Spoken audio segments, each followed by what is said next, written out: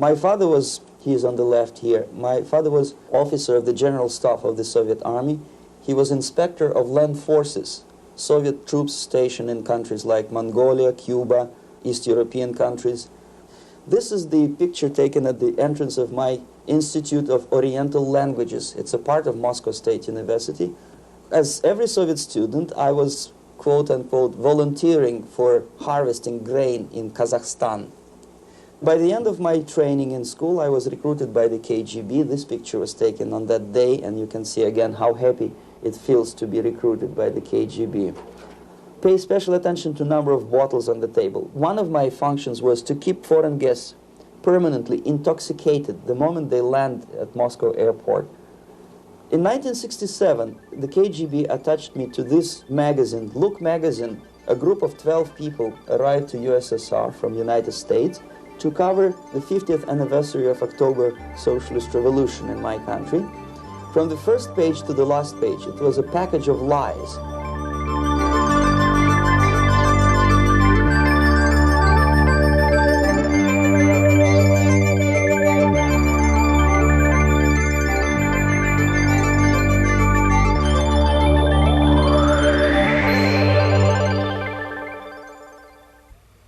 Our conversation is with Mr. Yuri Alexandrovich Bezmenov.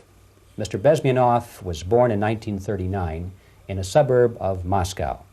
He was the son of a high-ranking Soviet Army officer.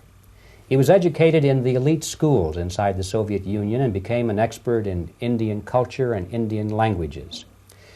He had an outstanding career with Novasti, which was the, and still is, I should say, the press arm or the press agency of the Soviet Union. It turns out that this is also a front for the KGB. One of his interesting assignments was to brainwash foreign diplomats when they visited Moscow. And he'll tell us a little bit about how they did this and how they planted information which eventually wound up in the press of the free world. He escaped to the West in 1970 after becoming totally disgusted with the Soviet system, and he did this at great risk to his life.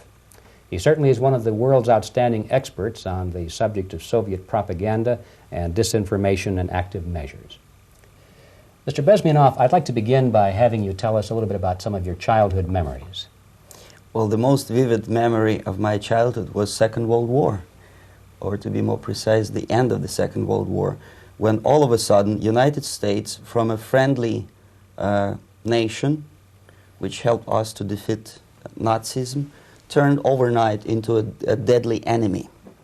And it was very shocking because all newspapers were trying to present an image of belligerent, aggressive American imperialism. Most of the things that we were taught is that United States is aggressive power, which is just about to invade our beautiful, free, socialist country, that American CIA is dropping Colorado beetles on our beautiful potato fields to eliminate our crops, and each schoolboy had a picture of Colorado bug on the back page of his notebook, and we were instructed to go into collective fields to search for those little Colorado bugs. Of course, we couldn't find any, neither we could find many potatoes, and that was explained again by the encroachments of the decadent imperialist power.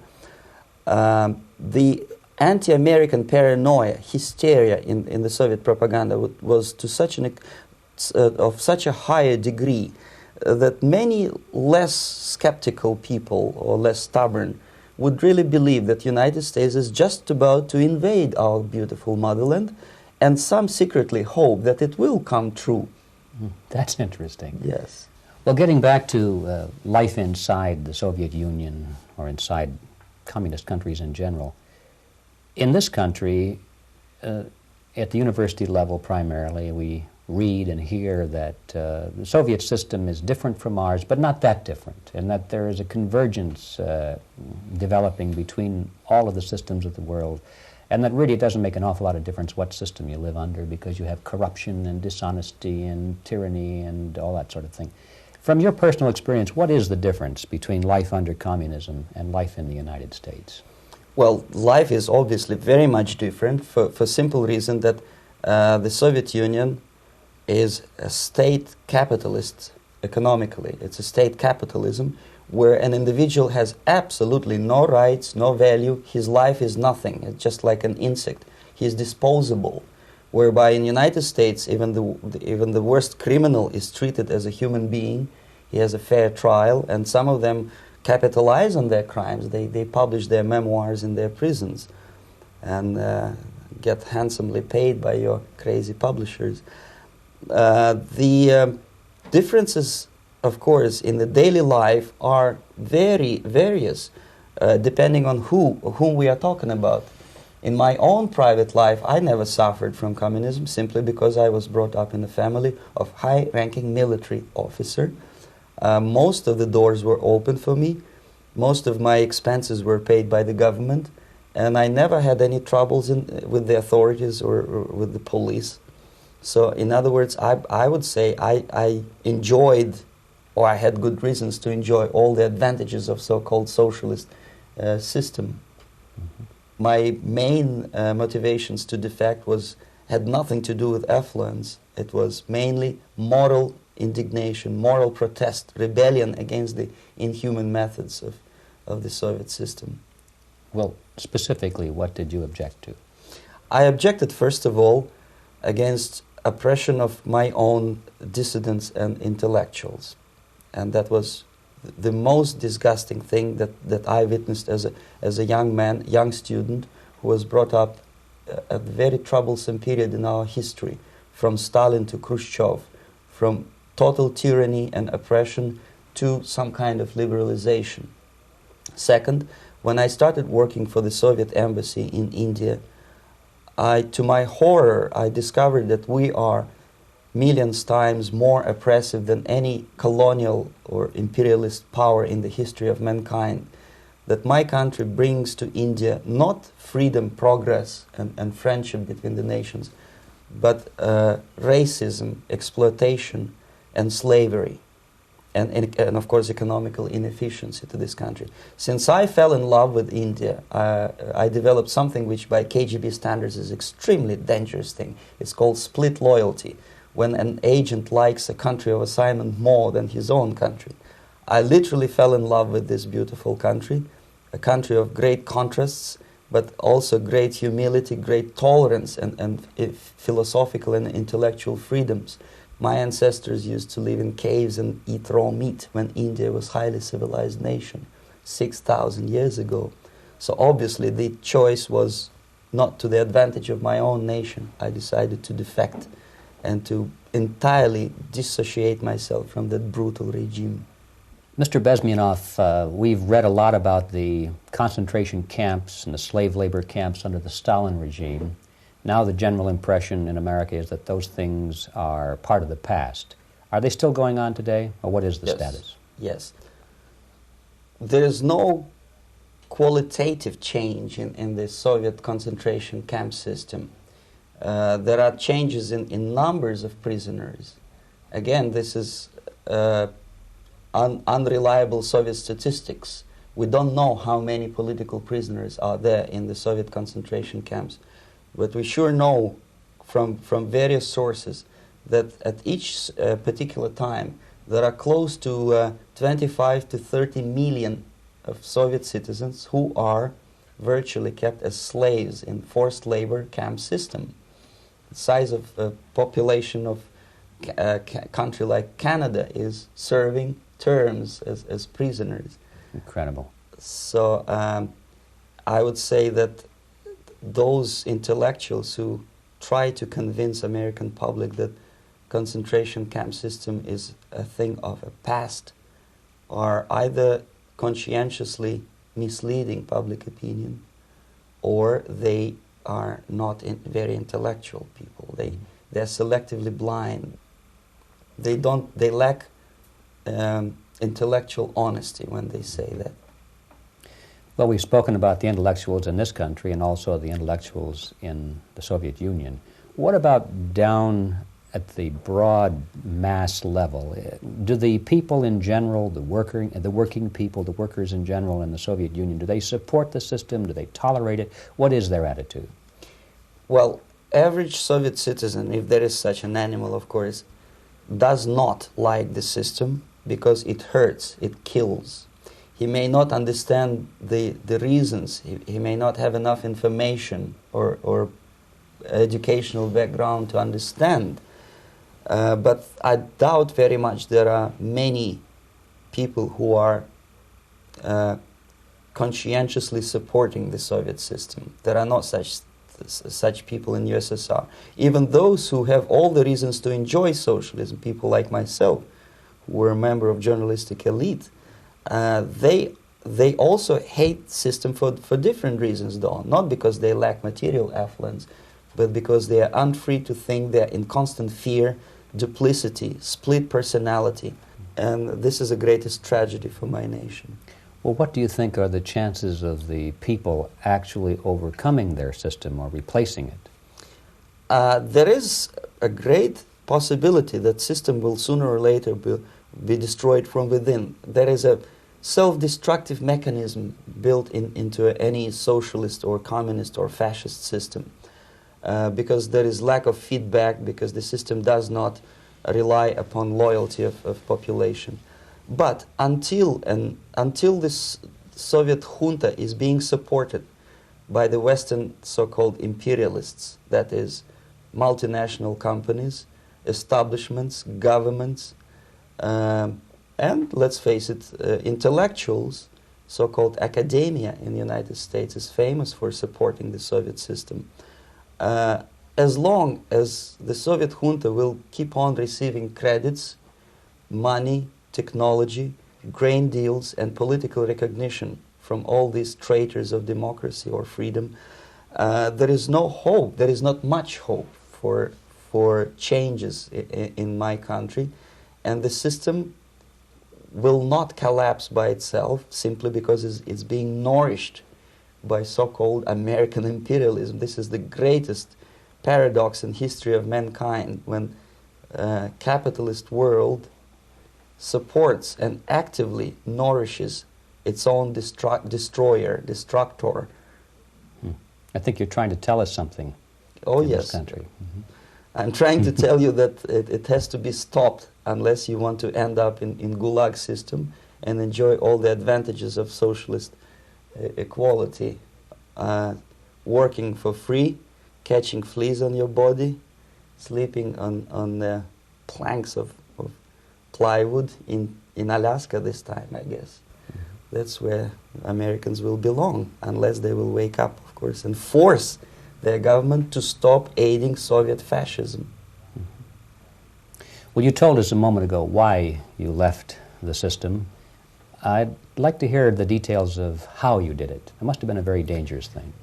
It was not so dangerous, it was crazy. First of all, because defecting in India is virtually impossible, thanks to very strong pressure from the Soviet government. Excuse me, you were in India on assignment at that time? Yes, I was working for the Soviet embassy in New Delhi as a press officer. Mm-hmm.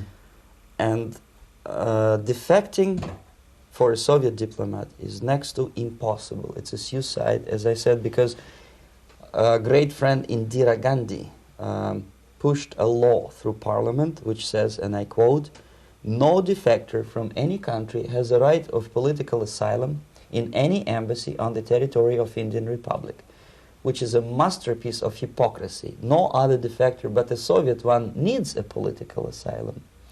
So, knowing that perfectly well, I planned a craziest possible way to defect. I studied counterculture in India. There were thousands of young American boys and girls with no shoes, long hair, smoking hash and marijuana, studying sometimes Indian philosophy, sometimes simply pretending that they study. And they greatly annoyed Indian police, and they were laughing stock of Indians because obviously they were good-for-nothing students. I studied carefully where they congregate, what routes they travel, what language they speak, what do they smoke. And one day I simply joined a group of hippies to avoid detection of Indian police. I was dressed as a typical hippie with blue jeans, long kameez shirts, with all kind of nice decorations like beads, long hairs. I bought a wig because for several weeks I had to turn myself from a conservative Soviet diplomat into a very progressive American hippie. And that was the only way that I could avoid detection. It was very interesting experience, but it was necessary because from my own knowledge as a member of Soviet embassy staff, I knew that there were many cases when Soviet defectors were betrayed by Indian police, and also some Western embassies played a very dirty role in betraying the Soviet defectors. According to our information, there were some, I wouldn't call them double agents, but simply immoral people working for this for the United States Embassy, and confiding in people like this would be a suicide. So I had to be extremely careful. I could not trust anyone, and that was the reason for such a crazy way to defect. Well, had you been caught in the act of trying to get out, what would have happened to you? Oh, most likely I would end up in concentration camp. Or, depending on the situation and on the whim of some bureaucrat in KGB, maybe even executed. This is normal practice. Quietly, of course, not publicly. But that would be the end of my defection, of course. Well, when did you finally make it to the United States? In 1970, after about 6 months of debriefing in Athens by the CIA, and I presume FBI too, they let me go first to Germany, then to Canada. That was my decision. I had to change my identity to protect my family and my friends in USSR. And also I was a little bit paranoid, knowing that both Soviet KGB and probably some double agents within the American system may be after me. So I wanted to settle down as far away as possible. I requested CIA to give me some kind of new identity and just let me go on my own. And I settled in Canada. I was a student. I changed many professions, from farm help and laundry truck driver to language instructor and broadcaster for Canadian Broadcasting Corporations in Montreal. Well, have you had any threats on your life or any unpleasant in about 5 years, KGB eventually discovered that I am working for Canadian Broadcasting. I made a very big mistake. I started working for overseas service of CBC, which is similar to Voice of America, in Russian language. And of course, monitoring service in USSR picked up every new voice. Every new announcer they would make it a point to discover who he is. And in 5 years, sure enough, slowly but surely, they discovered that I am not Thomas Schumann, that I am Yuri Alexandrovich Bezmenov, and that I am working for Canadian Broadcasting, and undermining beautiful détente between Canada and USSR. And the Soviet ambassador Alexander Yakovlev made it his personal effort to discredit me. He complained to Pierre Trudeau, who is known to be a little bit soft on socialism. And the management of CBC behaved in a very strange, cowardly way, unbecoming to representatives of an independent country like Canada. They listened to every suggestion that Soviet ambassador gave, and they started shameful investigation, analyzing content of my broadcasts to USSR. And sure enough, they discovered that some of my statements were probably would be offending to the Soviet Politburo. So I had to leave my job.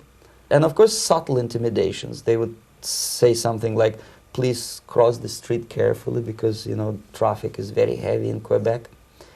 And fortunately, I know about the psychology and the logic of activity of the KGB, and I never allowed myself to be intimidated. This is the worst thing. This is what they expect a person, a defector, to be intimidated. Once they spot that you are scared, they keep on developing that line And then eventually you either have to give up entirely and work for them, or they neutralize you. They would definitely stop all kind of political activity, which they failed to do in my case, because I was stubbornly working for the Canadian Broadcasting.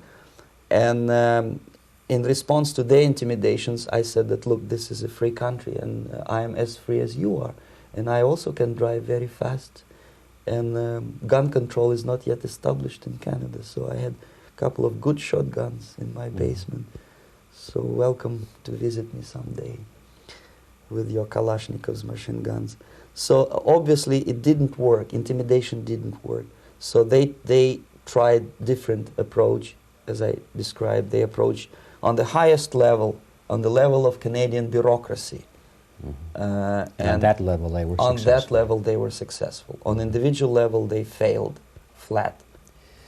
Mr. Bezmenov has brought a series of slides with him that he has taken from the Soviet Union, and I think this is a good time to take a look at the slides. Yes. Now, the viewers will be able to see these slides as we talk about them. Yes, this is a collection of slides which are, some of them are snapshots from my family album, some of them are documents which I smuggled from the Soviet embassy, and some are reproductions from local mass media. I usually show them to establish my credibility as a defector. This is a picture of my native town, Mytishi, about 20 miles north from Moscow. Characteristically, there is a statue of Comrade Lenin in the central square. This is myself at the age of 7, again, characteristically, under the statue of Comrade Stalin, extending his friendly hand to peoples of the world. At that age, of course, I was still idealistically minded young communist, and I still believe that sooner or later things will go for better. But I realized that the system stinks, that something is fishy, and that ideology is fake, and the propaganda about advanced Soviet agriculture simply didn't meet the criteria of reality. If they talk about abundance of food and there is none in the stores, there must be something wrong. My father was, he is on the left here, my father was officer of the General Staff of the Soviet Army. He was inspector of land forces, Soviet troops stationed in countries like Mongolia, Cuba, East European countries. Were he alive today, most likely he would be inspecting Soviet troops in Nicaragua, Angola, and many other parts of the world. Fortunately, he died, and he didn't see the disgrace, because deep inside he was a Russian patriot. He didn't like the idea of expanding Soviet military might, especially in the areas where we were not welcomed at all. Unlike many other military officers, he was reporting directly to the Minister of Defense, bypassing KGB and diplomatic service. In other words, he was a trusted military professional. And my impression that this type of people are much less hawkish and adventuristic than party bureaucrats in Kremlin. When American mass media describes Soviet military as potentially dangerous counterpart for Pentagon, I simply laugh, because I know better. I know that the most dangerous part of the Soviet power structures are not military at all. Most likely, if they come to power in my country, they'll be more sensible negotiators for nuclear disarmament and withdrawal of the Soviet troops from many parts of the world. But if someone from the party structure or the KGB structure were to give the orders for a military they have to obey, they yes, would follow, because they are professional military. But they, you see, the triangle of power and hate in USSR is the party at the top, the party elite, the oligarchy of the party, then the military and the KGB at the bottom. They hate each other, and the most hated triangle, the most hated corner of the triangle is the Communist Party bureaucrats. They are the most adventuristic, senile megalomaniacs. They can start war, I wouldn't be surprised. Not the military. They know what war is. Yes. At least my father did. This is the picture taken at the entrance of my Institute of Oriental Languages. It's a part of Moscow State University. I graduated in 1963. And Now, excuse me, which one were you on? I am on the right. You're on the right. And on the left is my my schoolmate Vadim Smirnov, who later was a apparatchik in the Central Committee of the Soviet Union Communist Party. What is an apparatchik? It's a functionary, something like civil service in British Empire. Someone who is never fired from the service. He stays there internally. He may not be promoted too high, but he's a dependable bureaucrat who will stay forever. I studied not only languages, but also history, literature, even music. I'm on this picture. I'm trying to learn how to play Indian musical instrument. I even tried to look like an Indian when I was second-year student. Not bad, really. Yes, actually, it was strongly encouraged by the instructors in my school, because the graduates of my school were later on employed as diplomats, foreign journalists, or spies. As every Soviet student, I was quote-unquote volunteering for harvesting grain in Kazakhstan. This is the biggest agricultural blunder of the Soviet government. But I didn't have much choice, of course, because the communist motto borrowed from the Bible says, "Those who do not work shall not eat." And you can see me eating, therefore I was working, and you can see how happy I was about it. I went through a very extensive physical and military training, including the military games in areas, suburban areas of Moscow. And here, for example, we are on a tour in Arkhangelsk area. And by the end of my training in school, I was recruited by the KGB. This picture was taken on that day, and you can see again how happy it feels to be recruited by the KGB. Our conversation with Yuri Alexandrovich Bezmenov, who is a defector from the Soviet Union, a former propaganda agent for Novasti and the KGB, will continue after this message.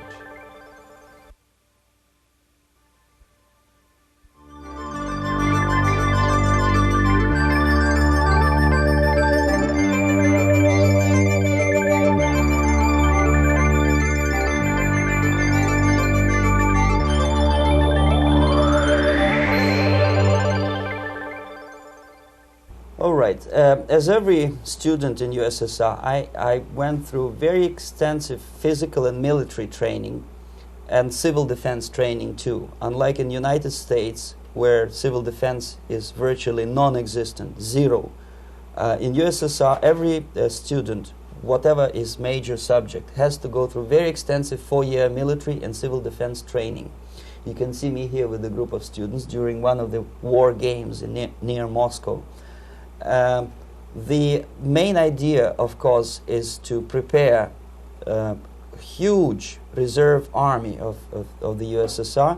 Each student has to graduate as a junior lieutenant. In my case, it was administrative and military intelligence service. My first assignment was to India as a translator with the Soviet Economical Aid Group, building refinery complexes in Bihar state and Gujarat state. At that time, I was still naively, idealistically believing that what I was doing contributes to the understanding and cooperation between the nations. It took me quite a number of years to realize that what we were bringing to India was a new type of colonialism, 1,000 times more oppressive and exploitative than any colonialism or imperialism in history of mankind. But at that time, I was still hoping that, well, maybe it's not that bad, could be worse, and things may go for better. And I even tried to implement the beautiful Marxist motto, proletarians of all the countries unite. I tried to unite with a nice Indian girl, and I was fascinated by Indian culture, by the family life in this country. But obviously, Communist Party had different plans for my genes, so I had to marry this beautiful Russian girl. In the span of my career, I married 3 times. Most of these marriages were marriages of convenience, on advice from the Department of Personnel. This is normal practice in USSR. When a Soviet citizen is assigned to a foreign job, he has to be married, either to keep family in USSR as hostages, or, if it's a convenience marriage like mine, so that the husband and wife are virtually informers on each other to prevent defection or contamination by decadent imperialist or capitalist ideas.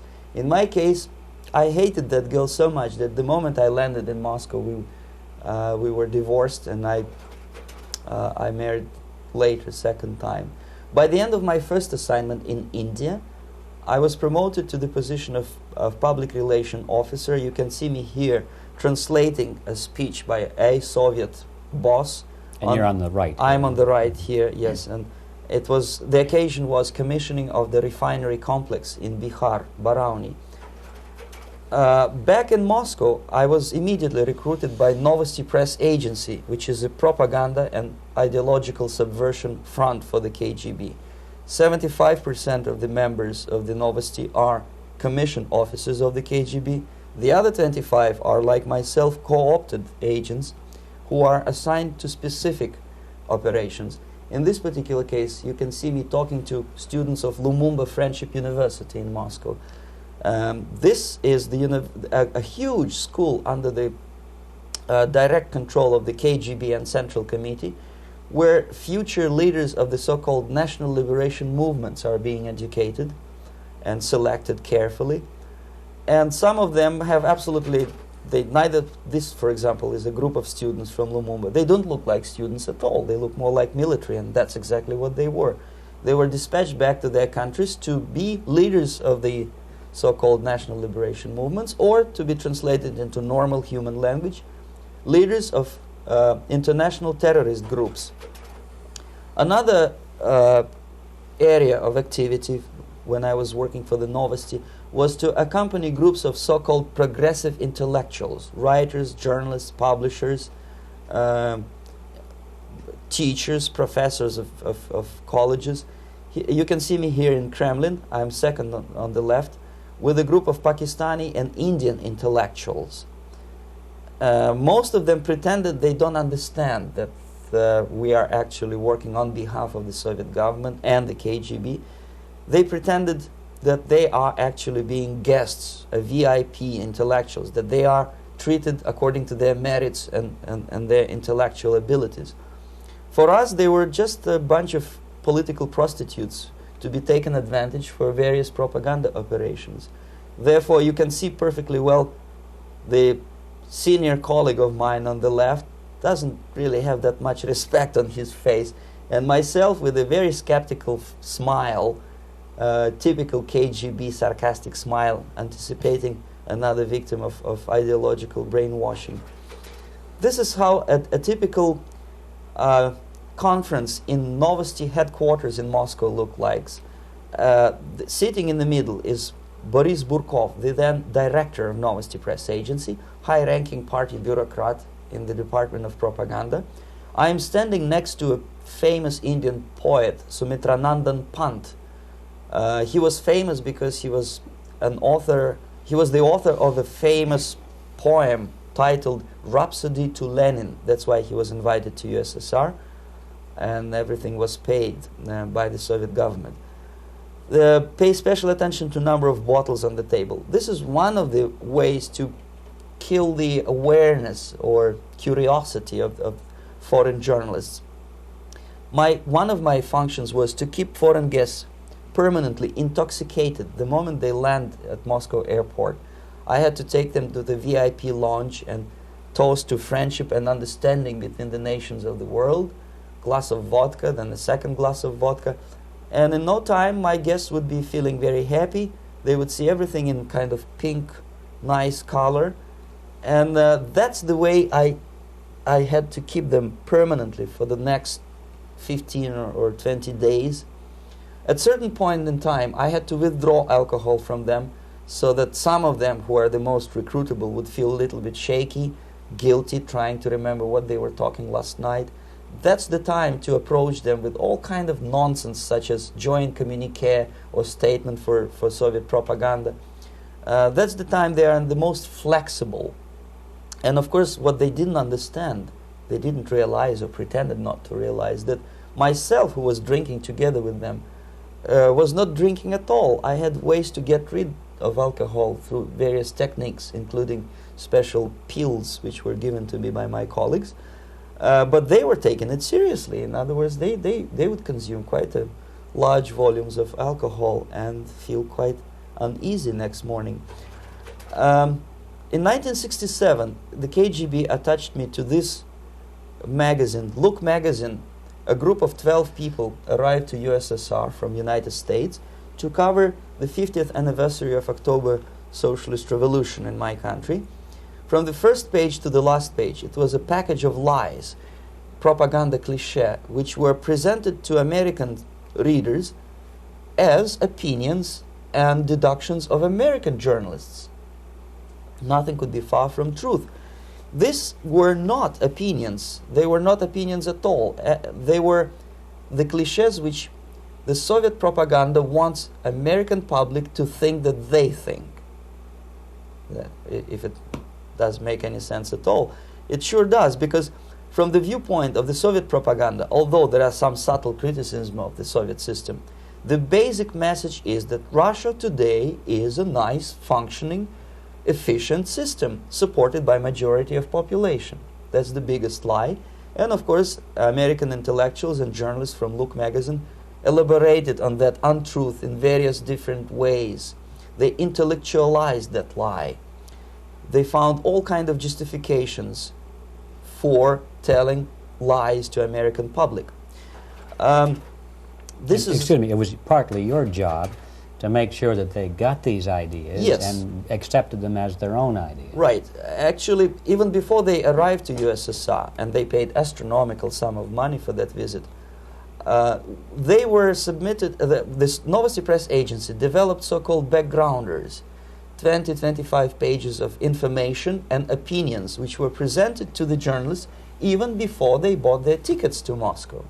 They had to analyze the situation, and judging on their reaction to that backgrounder, the local Novosti representative or local Soviet diplomat in Washington, D.C. would assess whether they be given visa to USSR or not. So they were selected ahead of time. Oh yes, they were pre-selected very carefully, and there is not much chance for honest journalists to arrive to USSR and to stay there for 1 year and to bring this package of lies back home. This, for example, is a centerfold of the Look magazine. They presented this monument erected by Communist Party in Stalingrad as the symbol, personification of Russian military might. And they said in the article, which is published on the site, that Soviets are very proud of the victory in the Second World War. This is another big myth, a lie. No sensible people would be proud to lose 20 millions of their countrymen in a war which was started by Genoese Hitler and Comrade Stalin and paid by American multinationals. Most of the Soviet citizens look at this type of monuments with disgust and sorrow, because every family lost father, brother, sister, or child in the Second World War. Yet American journalists who were trying to appease, to please their hosts, presented this picture on the centerfold as the symbol and personification of Soviet national, they call it Russian national spirit. And it was greatest misconception and a very tragic misunderstanding. Of course, Look magazine was not distributed in USSR. The main audience was in the United States. But I presume that many Americans, millions of Americans who were reading Look magazine at that time, had absolutely wrong idea about the sentiments of my nation, about what the Soviets are proud of and what they hate. This is a group, you see the same lady with the sword in Stalingrad. This is the group of journalists. Myself is in the center with the same devilish smile. And Mr. Philip Harrington is on the extreme left there with his camera. This is the gentleman which was so deaf or so uninterested in what I had to say to him. This is the same picture, a blow-up of the same picture. Many guests from various countries, in this particular case from Asia and Africa, were taken by me as a Novasti Press Agency employee for a tour across Siberia, for example. We would show them typical kindergarten, you see, nothing special by American standards, just nice children sitting, eating their breakfast or lunch. What they could not understand, or they pretended not to understand, that this is an exemplary kindergarten. This is not the kindergarten for average person or average family in USSR. And we maintain that illusion in their minds. You can see myself under the red spot in the middle there, with the same business-like expression. I'm doing my job. That's what I'm assigned to do, and that's what I was paid to do. But deep inside, I still hope that at least some of these useful idiots would understand that what they are looking at has nothing to do with the level of affluence in my nation. This is a better picture which reflects the true spirit of the Soviet childhood. This picture was printed in a Canadian government publication by mistake. In the middle, you can see children playing on a small courtyard, and the caption goes, "This is a typical kindergarten in Siberia." What these idiots didn't understand, that it is not kindergarten at all. It is a prison for children of political prisoners. But there was not a single mentioning that what they were visiting actually was an area of concentration camps. And the job of people like myself to help them to not to notice that they are actually talking to prisoners. Most of the children were dressed, especially on the occasion of the foreigners' visit. Of course, there were no corpses on the ground. There were no machine gun guards. And well, it looks not very pleasant, as you see. It looks dull, but obviously it does not create an impression that this is actually a prison. Well, did any of the journalists have the curiosity to ask about prisons and that kind of thing? Yes. They were in Siberia. This yes. is what you associate. Yes, some of them asked questions, and naturally we would give them, for the stupid question, we give them stupid answer. No, there are no prisons in Siberia. No, most of the people who you see are free citizens of USSR. They are very happy to be here, and they are contributing to the glory of the socialist system. Some of them pretended that they believe what I was telling them, and most of them, we may discuss it later, what are the motivations of these people? Why would they stubbornly bring lies to their own population through their own mass media? I have various answers to this. There is not a single explanation. It's a complex of explanations. It's fear, pure biological fear. They understand that they are on the territory of an enemy state, a police state. And just to save their rotten skins and their miserable jobs, their affluence back home, they would prefer to tell a lie than to ask truthful questions and report truthful information. Second, most of these schmucks were afraid to lose their jobs, because obviously if you tell truth about my country, you will not last long as a correspondent of New York Times or Los Angeles Times. They will fire you. What kind of correspondent are you? You obviously cannot find common language with Russians if they kick you out in 24 hours. So just by trying to be conformist to their own editorial bosses, they tried not to offend the sentiments of the Soviet administrators and people like myself. Deep inside, I hope they would insult my or offend my sentiments. Obviously, they preferred not to. Another reason, I refuse to believe it, but obviously, there is another reason. Obviously, it's a greed. These people earn a lot of money. When they come back to USA, they claim that they are experts on my country. They write books which sells in million copies, titled like Russians, The Truth About Russia. Most of it is lie about Russia. Yet they claim to be Sovietologists. They play back myth about my country, the propaganda cliches. Yet they stubbornly resist the word of truth. If a person like Solzhenitsyn is either defecting or kicked out of USSR, they try all their best to discredit him and to discourage him.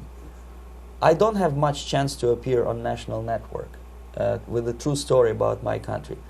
But a useful idiot like Hendrik Smith or Robert Kaiser, they are big heroes. They come back from USSR. They say, oh, we were talking to dissidents in Russia.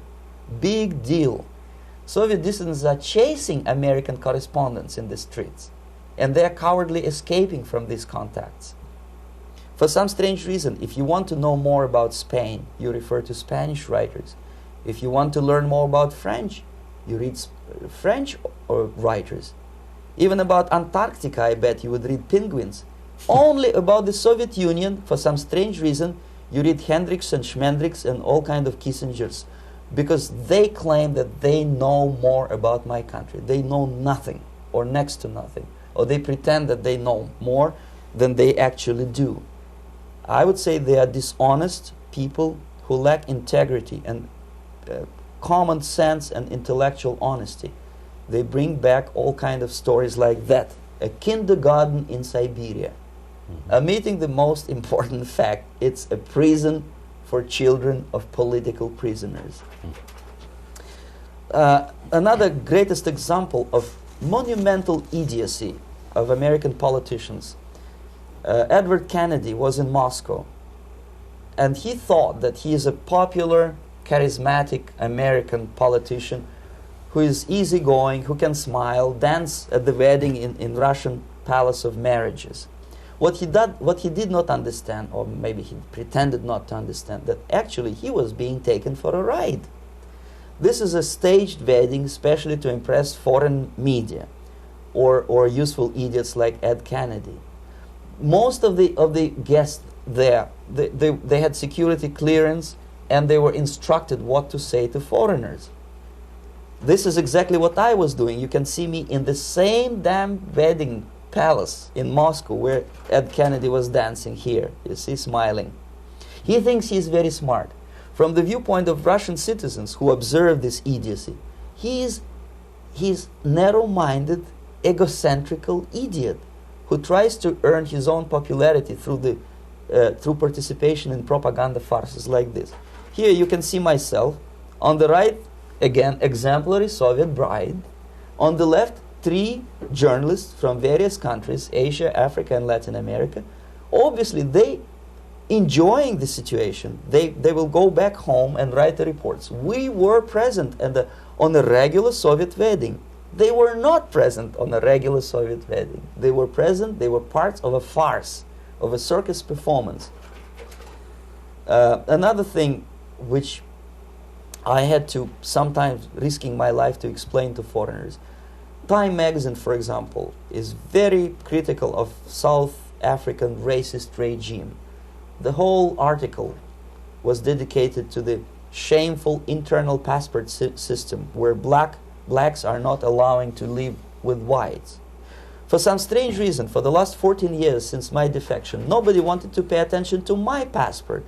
This is my passport. It also shows my nationality, and it has a police rubber stamp, which is called propiska in Russian language, which assigns me to a certain area of residence. I cannot leave that area, same way as this black man cannot leave the area in South Africa. Yet we call South African government racist regime. Not a single Jane Schmonda or Fonda is brave enough, courageous enough to come to media and say, look, this is what happens in USSR. I send a copy of my passport to many American liberals and civil rights defenders and all the other useful idiots. They never bothered to answer me back. This shows what kind of integrity, what kind of honesty these people are. They're a bunch of hypocrites because they don't want to recognize a good example of racism in my country. This is the first stage of befriending a professor. You can see myself on the left with the same James Bond smile. On the right is my KGB supervisor, Comrade Leonid Mitrokhin, and in the middle a professor of political science in Delhi University. The next stage would be to invite him to a gathering of Indo-Soviet Friendship Society. There he is sitting next to his wife before he is being sent to USSR for free trip. Everything is paid by the Soviet government. He was made to believe that he is invited to USSR because he is a talented, sober-thinking intellectual. Absolutely false. He is invited because he is a useful idiot, because he would agree and subscribe to most of the Soviet propaganda cliché. And when he is coming back to his own country, he is going for years and years to teach the beauties of Soviet socialism to newer and newer generations of his students, thus promoting the Soviet propaganda line.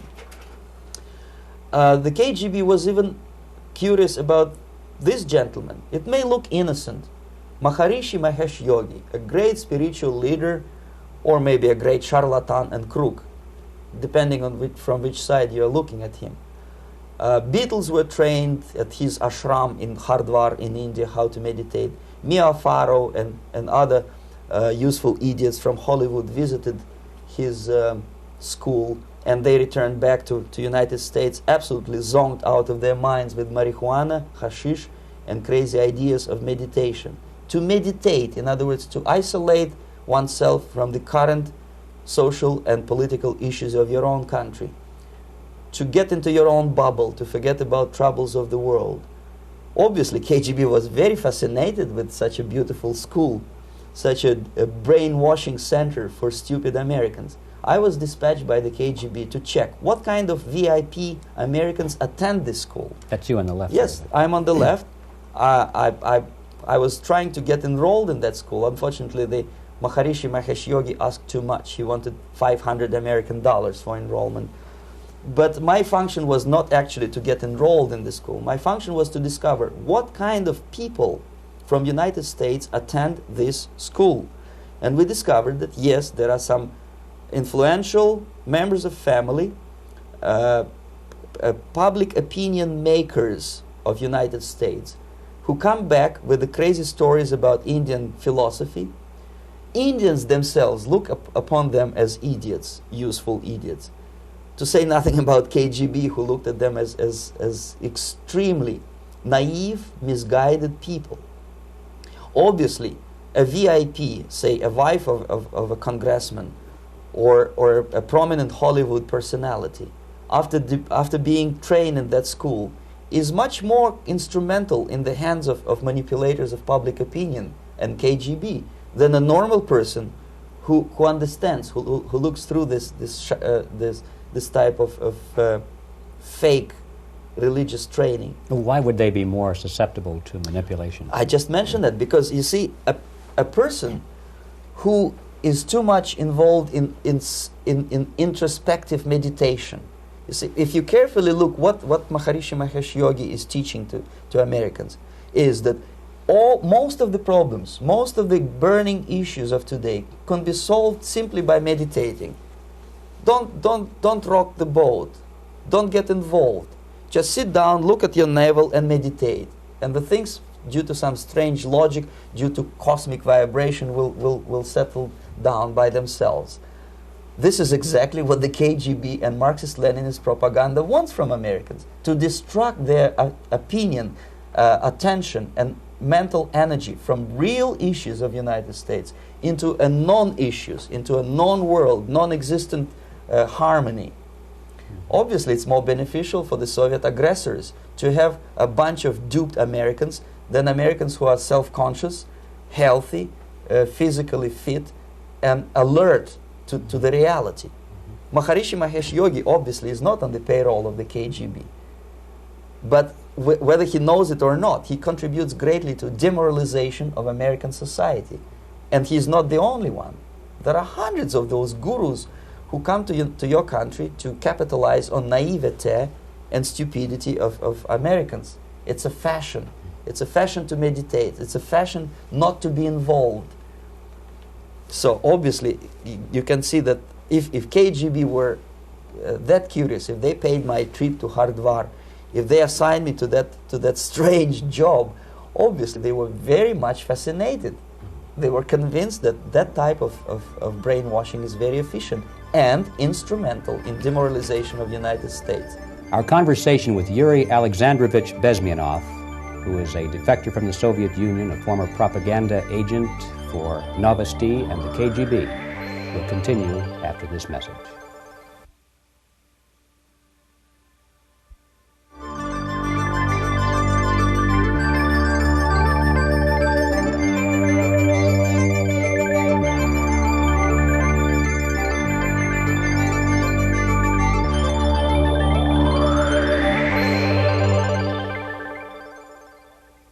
This picture shows the part of the building of USSR embassy, and my supervisors. On the left is Comrade Mehdi, an Indian communist, and on the right, Comrade Mitrokhin, my supervisors in the secret department of research and counter-propaganda. It has nothing to do with either research or counter-propaganda. Most of the activity of that department was to compile huge volume of information on individuals who were instrumental in creating public opinion. Publishers, editors, journalists, actors, educationalists, professors of political science, members of parliament, representatives of business circles. Most of these people were divided roughly in two groups. Those who would toe the Soviet foreign policy, they would be promoted to the positions of power through media and public opinion manipulation. Those who refused the Soviet influence in their own country would be character assassinated or executed physically come revolution. Same way as in the small town of Hue in South Vietnam, several thousands of Vietnamese were executed in one night when the city was captured by Viet Cong for only 2 days. And American CIA could never figure out how could possibly communists know each individual, where he lives, where to get him, and would be arrested in one night, basically in some 4 hours before dawn, put on a van, taken out of the city limits and shot. The answer is very simple. Long before communists occupied the city, there was extensive network of informers, local Vietnamese citizens, who knew absolutely everything about people who are instrumental in public opinion, including barbers and taxi drivers. Everyone who was sympathetic to the United States was executed. Same thing was done under the guidance of the Soviet embassy in Hanoi, and same thing I was doing in New Delhi. To my horror, I discovered that in the files where people were doomed to execution, there were names of pro-Soviet journalists with whom I was personally friendly. Pro-Soviet? Yes. They were idealistically minded leftists who made several visits to USSR, and yet the KGB decided that come revolution or drastic changes in political structure of India, they will have to go. Why is that? Because they know too much. Simply because, you see, the useful idiots, the leftists who are idealistically believing in the beauty of Soviet socialist or communist or whatever system, when they get disillusioned, they become the worst enemies. That's why my KGB instructors specifically made the point, never bother with leftists. Forget about these political prostitutes. Aim higher. This was my instruction. Try to get into large circulation, established conservative media. Rich, filthy rich movie makers, intellectuals, so-called academic circles. Cynical, egocentric people who can look into your eyes with angelic expression and tell you a lie.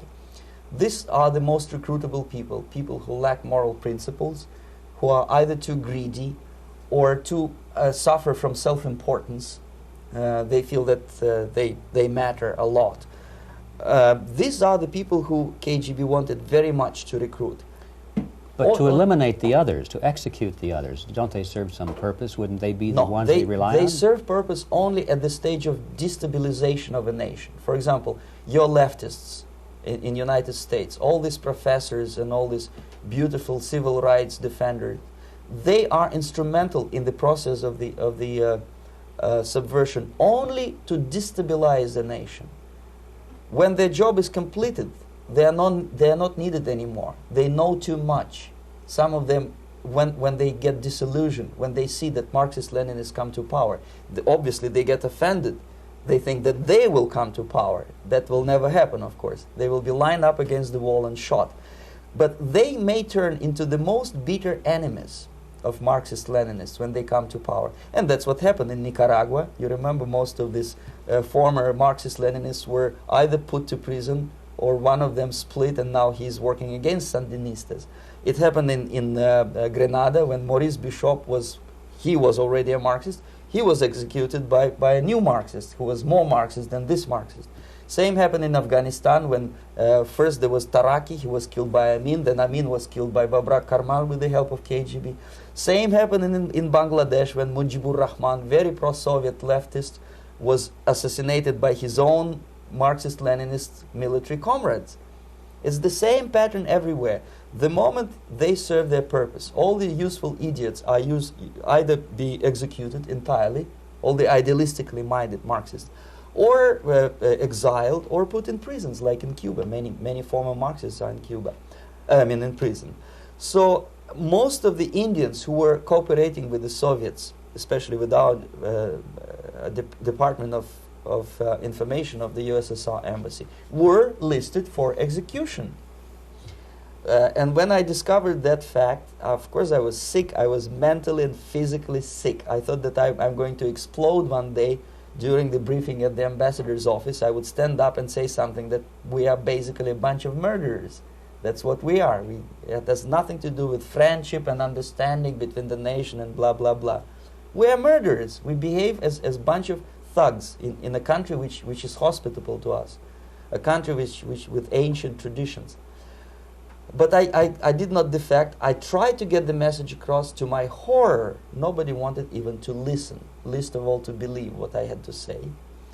And I tried all kinds of tricks. I would leak information through letters or lost documents or something like that. And still I got no message. The message was not published, even in the conservative mass media of India. The immediate impulse to defect was Bangladesh crisis, which was described by American correspondents as Islamic grassroots revolution, which is absolute baloney. There was nothing to do with Islam, and there was no grassroots revolution. Actually, there are no grassroots revolutions, period.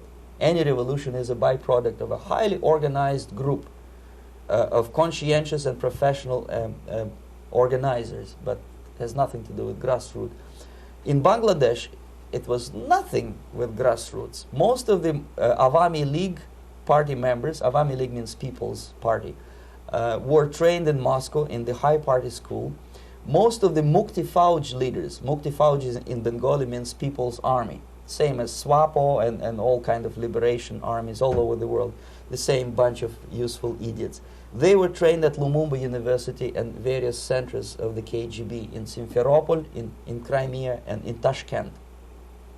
So when I saw that Indian territory is being used as a jumping board to destroy East Pakistan, I saw myself thousands of so-called students traveling through India to East Pakistan, through the territory of India, and Indian government pretended not to see what's going on. They knew perfectly well, the Indian police knew it, the intelligence department of the Indian government knew it, the KGB of course knew it, and the CIA knew it. That was most infuriating, because when I defected and I explained to the CIA debriefers they should watch out because East Pakistan is going to erupt any moment, they said I was reading too many James Bond novels. Anyway, so East Pakistan was doomed. One of my colleagues in the Soviet consulate in Calcutta, when he was dead drunk, he ventured into the basement to relieve himself, and he found big boxes which said printed matter to Dhaka University. Dhaka is the capital of East Pakistan. And since he was drunk and curious, he opened one of the boxes and he discovered not printed matter. He discovered Kalashnikov guns and ammunition in there. Anyway, it's a long story. When I saw the preparations for the invasion into East Pakistan, obviously I wanted to defect immediately. The only thing I couldn't at that time make up my mind when and where and how. One of the reasons, of course, you see, I was in love with India. I mentioned that before. I spoke the languages. I socialized with people. And I understood that I had to act fast unless I want this beautiful country to be permanently and irreparably damaged by our presence. One of the reasons not to defect was, as you can see, I was living in relative affluence. Who the hell in the normal mind would defect and do what? To be abused by your media, to be called McCarthyist and fascist and paranoid, or to drive a taxi in New York City? What for? What the hell for should I defect? To be abused by Americans, to be insulted in exchange for my effort to bring the truthful information about impending danger of subversion. As you can see, I was living in quite a comfortable conditions next to swimming pool, where Indians were not allowed, by the way. I was highly paid expert in propaganda. I had my family. I was respected by my nation. My career was cloudless. The third reason, how to defect with the family. To defect with the baby and the wife would be virtual suicide, because according to law, that hypocritical law which I quoted before, the Indian police will have to hand me over back to the KGB, and that will be the end of my defection and probably my life. Again, I cannot smuggle my wife because she was not quite sure what I was doing. She was not that idealistically involved, and she was definitely not in the total picture of what I was doing for the KGB. She would be shocked if I put her in my van and drive her to the American embassy or elsewhere. That would be a greatest danger. So again, I had to defect in such a way that my defection would look as simple disappearance. And there were many cases like that when the Soviet agents simply disappeared, either killed in action or, thanks to their curiosity and their close contacts with radicals, some of them were killed by the Marxists, by the way. It happened in many African countries when the Soviet KGB were killed by Africans themselves. Not because they hated Marxism, Leninism, but because they were simply trigger-happy bunch of unruly characters. If you give them a machine gun, they will shoot. And some of the Soviets obviously were not careful enough to protect themselves, and they got into embarrassing situations when they were shot at the crossfire between factions of so-called liberation movements. Anyway, so I decided, as I said, to study the counterculture. I decided this probably would be the best way to disappear. I socialized with characters like this. On the left, you see, he's a barefoot American hippie. It took me quite a long time to study exactly what they were doing and how to mix with them. But eventually I did it. Most of Indian newspapers carried my picture and promise of 2,000 rupees for information about my whereabouts. But they were looking for the wrong person, because they obviously tried to stop a young Soviet diplomat in white shirt and tie, and this is how I looked at the time of defection. Nobody could possibly think that a Soviet diplomat would be as crazy as to join a bunch of hippies. That's you. Yes, travel India and smoke hash. So I made it literally almost like a Hollywood-style detective story. From under the nose of the KGB in Bombay airport, I landed the plane and I flew to Greece, where I was debriefed by the CIA. That's basically that's all for my slides. We can turn off the projector, then. That's very interesting. Well, you spoke several times before about ideological subversion. That is a phrase that I'm afraid some Americans don't fully understand.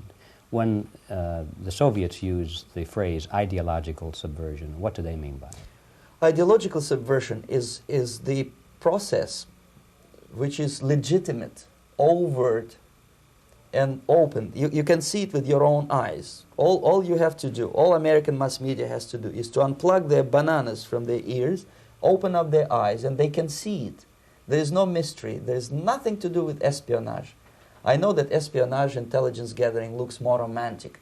It sells more deodorants through the advertising, probably. That's why your Hollywood producers are so crazy about James Bond type of thrillers. But in reality, the main emphasis of the KGB is not in the area of intelligence at all. According to my opinion and opinion of many defectors of my caliber, only about 15% of time, money, and manpower is spent on espionage as such. The other 85% is a slow process which we call either ideological subversion or active measures, активные мероприятия in the language of the KGB, or psychological warfare. What it basically means is to change the perception of reality of every American to such an extent that despite of the abundance of information, no one is able to come to sensible conclusions in the interests of defending themselves, their families, their community, and their country. It's a great brainwashing process which goes very slow, and it's divided in 4 basic stages. The first one being demoralization. It takes from 15 to 20 years to demoralize a nation. Why that many years? Because this is the minimum number of years which requires to educate one generation of students in the country of your enemy, exposed to the ideology of the enemy. In other words, Marxism-Leninism ideology is being pumped into the soft heads of at least 3 generations of American students without being challenged or counterbalanced by the basic values of Americanism, American patriotism. The result you can see. Most of the people who graduated in the 60s, dropouts or half-baked intellectuals, are now occupying the positions of power in the government, civil service, business, mass media, educational system. You are stuck with them. You cannot get rid of them. They are contaminated. They are programmed to think and react to certain stimuli in a certain pattern. You cannot change their mind, even if you expose them to authentic information, even if you prove that white is white and black is black. You still cannot change the basic perception and the logic of behavior. In other words, these people, the process of demoralization is complete and irreversible. To get rid society of these people, you need another 20 or 15 years to educate a new generation of patriotically minded and common sense people who would be acting in favor and in the interests of the United States society.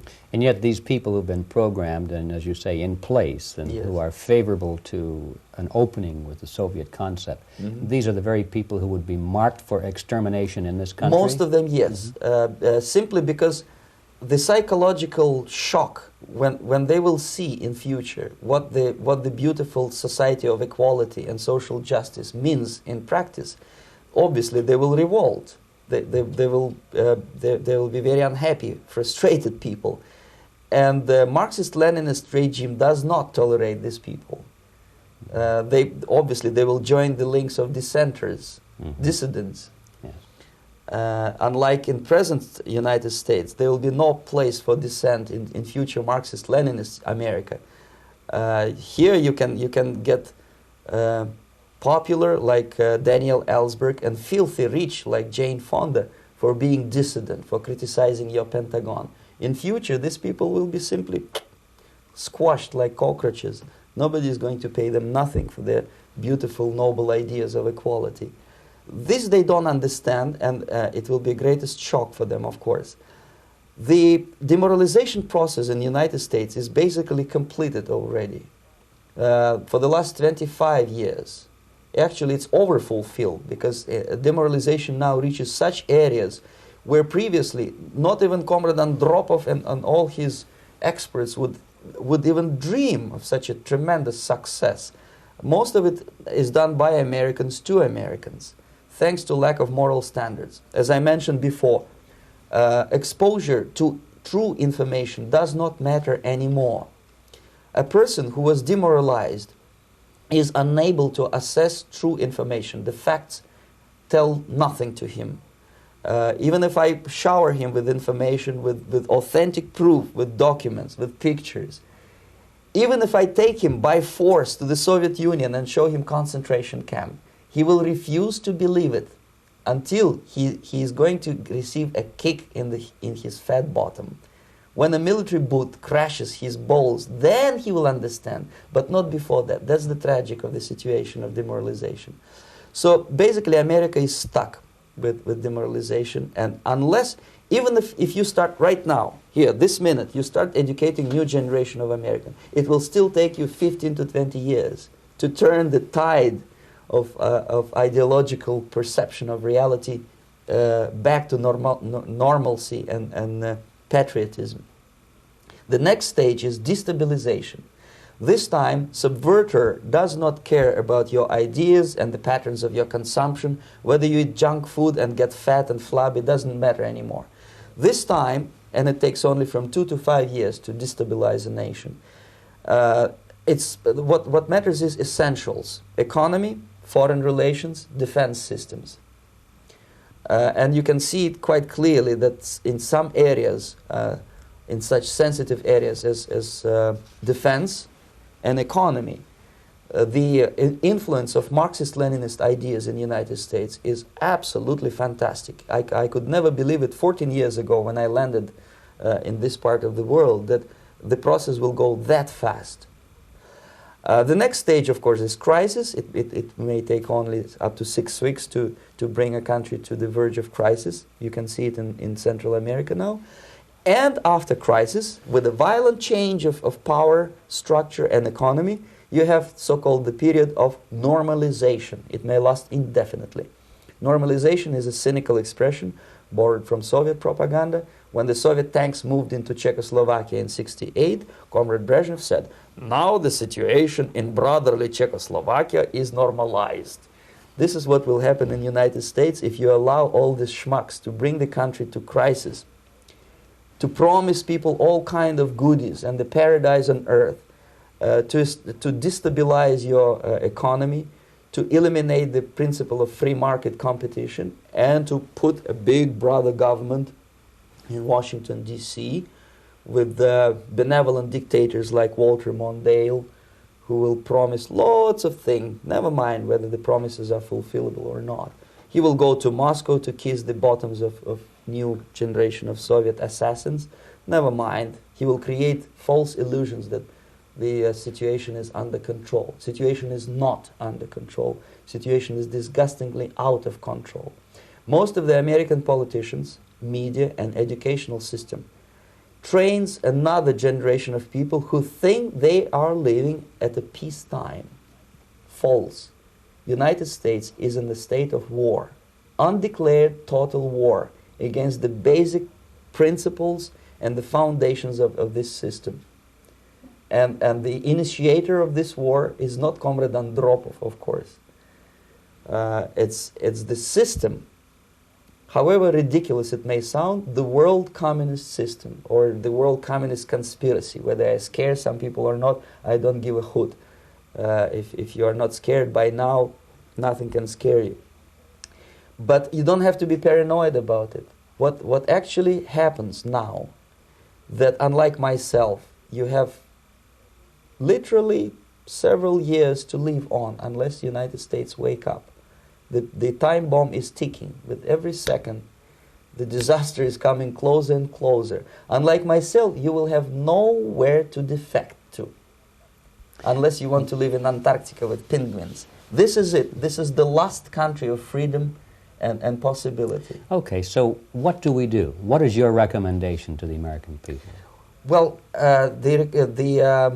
the immediate thing that comes to my mind is, of course, there must be a very strong national effort to educate people in the spirit of real patriotism, number one. Number two, to explain them the real danger of socialist, communist, whatever, welfare state, big brother government.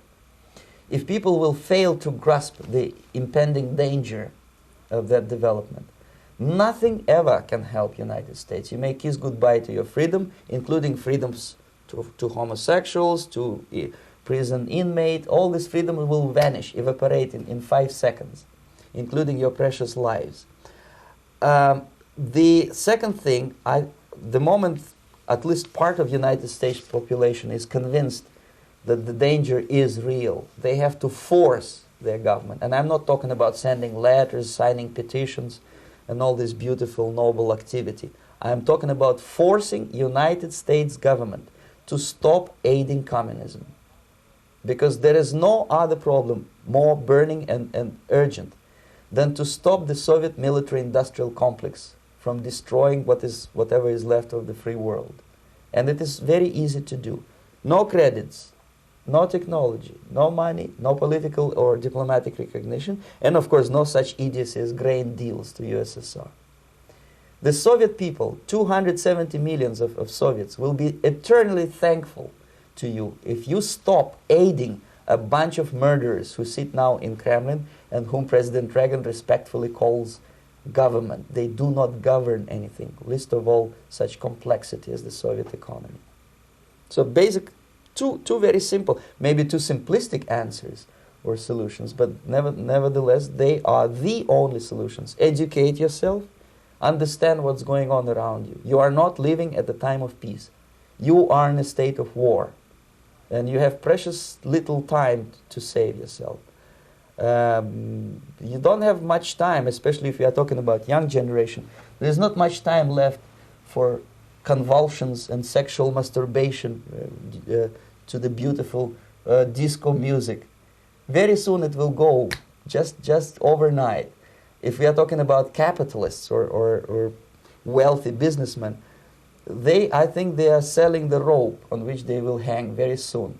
If they don't stop, if they cannot curb their unsettled desire for profit, and if they keep on trading with the monster of the Soviet communism, they are going to hang very soon. And they will pray to be killed, but unfortunately they will be sent to Alaska probably to manage industry of slaves. It's simplistic. I know it sounds unpleasant. I know Americans don't like to listen to things which are unpleasant. But I have defected not to tell you the stories about such idiocy as microfilm, James Bond type espionage. This is garbage. You don't need any espionage anymore. I have come to talk about survival. It's a question of survival of this system. You may ask me, what is it in for me? Survival, obviously, because unlike, as I said, I am now in your boat. If we sing together, we'll sing beautifully together. There is no other place on this planet to defect to.